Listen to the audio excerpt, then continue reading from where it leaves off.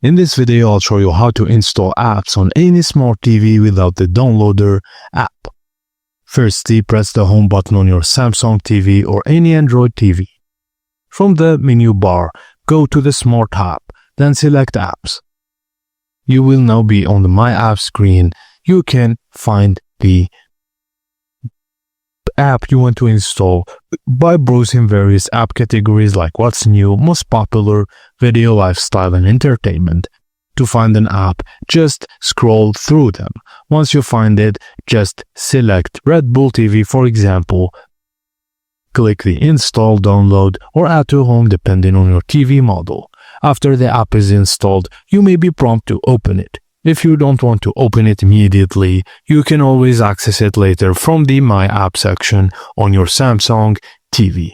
Now, enjoy your newly installed app on your Samsung Smart TV or any Android TV.